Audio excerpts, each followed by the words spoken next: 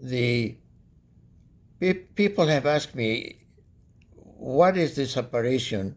And I saw, and I know it is to me, to my belief, Jesus Christ.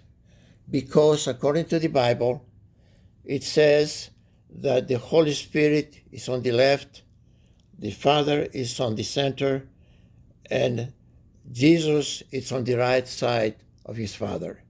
And that definitely gives me a definite, certainty that it was Jesus Christ. And that has been the greatest, I would say, miracle of my life. Now, you also mentioned about the golden glow in the background. And I know that there's an 8-foot white alabaster dove back there. So what explanation do you have that all of a sudden it looks gold and round? It was really amazing because, again, as I have said from the beginning, it was very cloudy and misting outside, and that should not have been really like a fire and projecting inside the cathedral. Well, as we've examined it, and you also shared with me that when you spoke with the religious experts, the glow is considered to be the glow of the Holy Spirit, and that many religious experts, as you mentioned, also confirm with you that they feel that you have captured Jesus Christ, which is a very interesting option, but that it also has relevance. So you also shared with me about Padre Pio, who was a friend of your uncle's. So could you talk about Padre Pio and what influence that you have realized after reading about and becoming more familiar with the works of Padre Pio? What else is in this picture that seems unusual? Well, having heard from my uncle the story of Padre Pio, Padre Pio he had the stigmata, and for over 30 years. And when he took us to the monastery, he took us down and explained the story why he had the stamina. Padre Pio, he was devoted Christian to God and Jesus Christ, and he was praying to Jesus, and all of a sudden he felt that he was fighting with the devil. And understand there's a little spot here that looks like the devil, that he's really is trying to really remove Jesus. But it has been said that whenever Jesus appears, also the devil comes by. Wow. And as you were telling me before, that Padre Pio also described to painters in the small chapel in his cupola in his church in Brindisi, San Giovanni Rotondo, Right. near Brindisi, Yeah. that when he wrestled with the devil, he described for the artist what the devil looked like. Exactly. So the person behind the guy in the wheelchair, you can see that that's not a real person. That's like a human-like face, but not human. And that the arms seem to be around the guy in the wheelchair.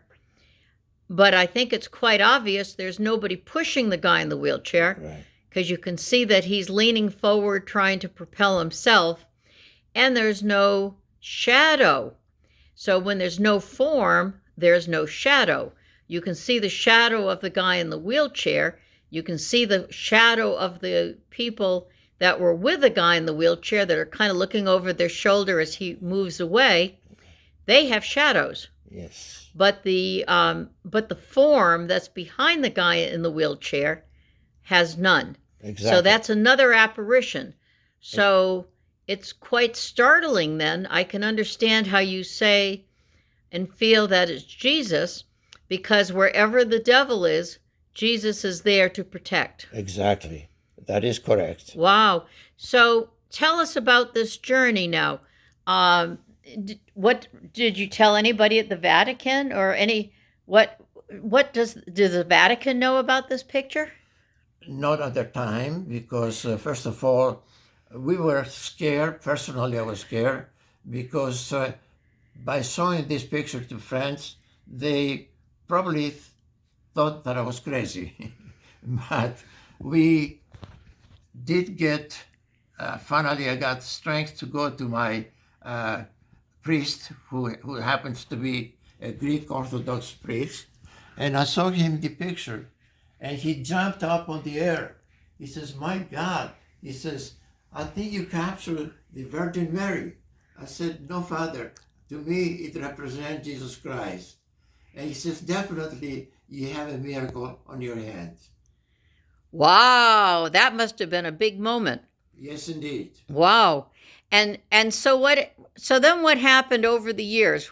What have other religious experts looked at it, and Of what were their opinions? Of course, they have, and we sold that to many, many people, and everybody immediately they thought that it was a miracle. Some they recognized that it was Jesus Christ, and some they did not know. They thought it was St. Peter's. And the irony is, whenever I saw this particular picture to my granddaughter, immediately she says, "Grandpa, this is Jesus."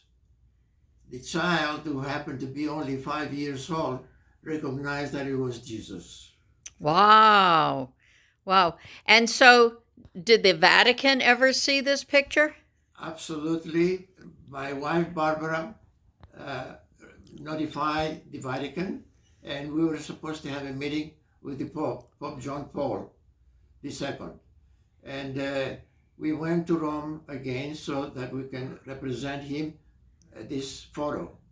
And unfortunately, he had appendectomy surgery, which was very, very an emergency.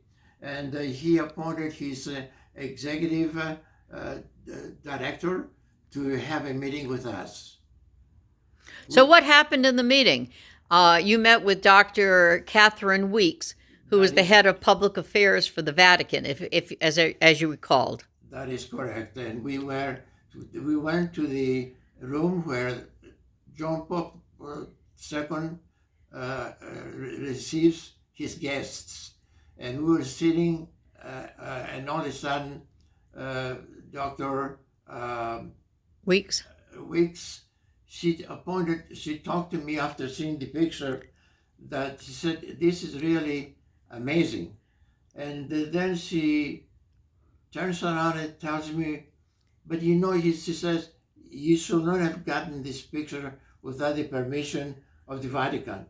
She said, "Usually, if they take pictures of the Vatican, With they a have to tripod. have a tripod and also a permission from us." And then immediately I pull out my mini camera from my pocket, and I said, "No, I actually use this particular mini camera and capture this photo." And then she was so amazed about it, and she says to me, "Wow, we get a lot of people that they claim to be miracles, but we don't believe that.